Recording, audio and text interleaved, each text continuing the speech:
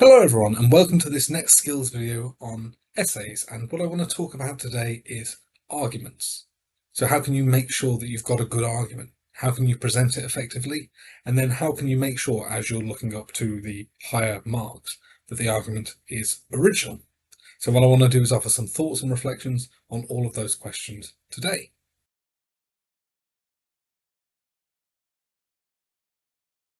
So step one of this, and this is really fundamental, is doing your research in advance. So in my previous video, I discussed sort of how you set yourself up, the kind of questions you should be asking before you even start writing. And what this means really is knowing the topic. And it means knowing and understanding the question that you're aiming to address. And having these things in your mind at all times.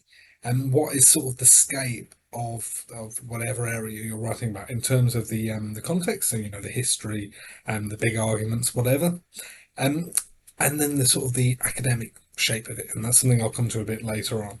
And then knowing the question, knowing what the question is asking for. Is it asking you to agree or disagree with something? Is it asking you to evaluate to what extent something is true? Is it asking you to look at a quote and argue with it or challenge it? Knowing that in your mind is integral before you then go on to formulate the argument.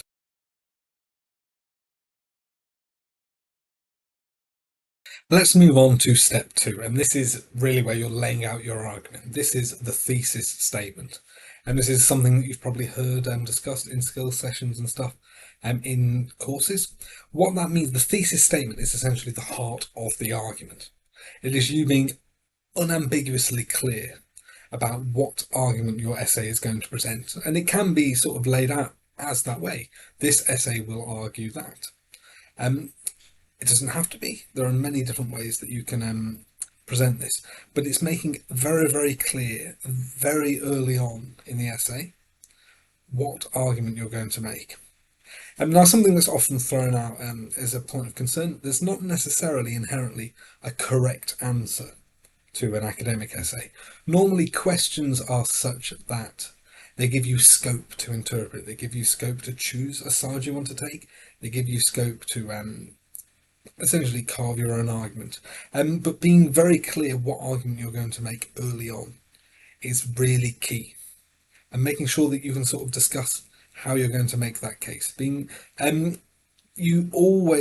can never go wrong with being brutally clear with what thesis statement is, with what argument you're going to make, but you can lose a lot of marks for being unclear about what you're going to present. Um, so ask yourself this really: can you explain what your argument is in a sentence, just to yourself? And if you can, then formulate that as whatever your essay is going to argue. But knowing the heart, the basic sort of tenet of what your essay is about, knowing basically what the argument is really, really useful.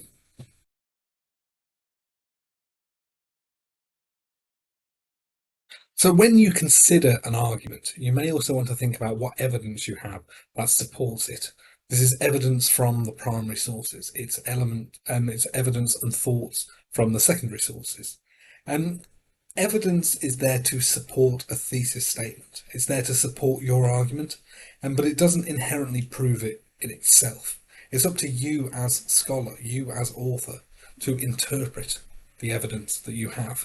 It's up to you to do a close reading of the sources. It's up to you to argue with the critical material. It's up to you to identify elements in the evidence you've chosen that back up the claim that you've made.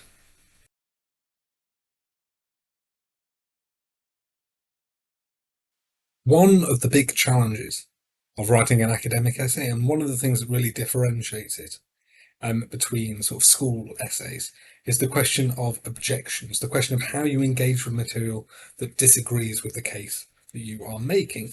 Now, typically we're used to essentially giving both sides equal weight, or sort of trying to consider both sides.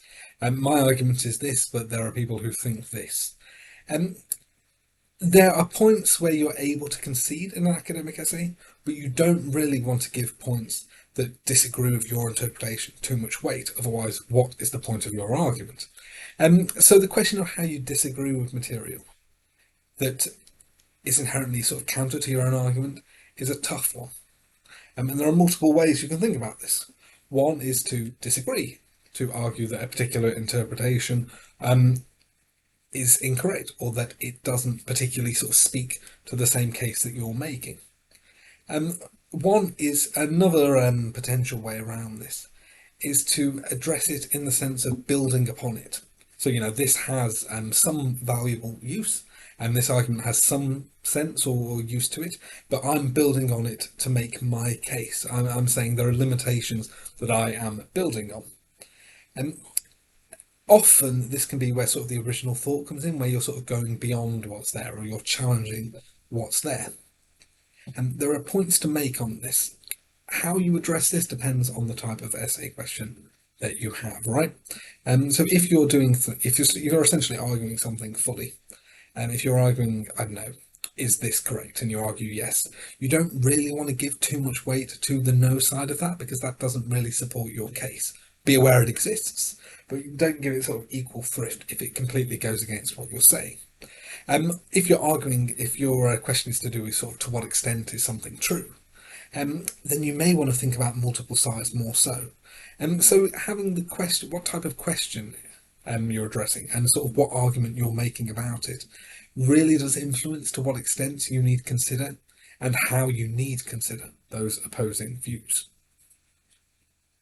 So there we go. Those were some of my thoughts about essay arguments, how you sort of lay out a thesis, how you can sort of develop and think about that thesis.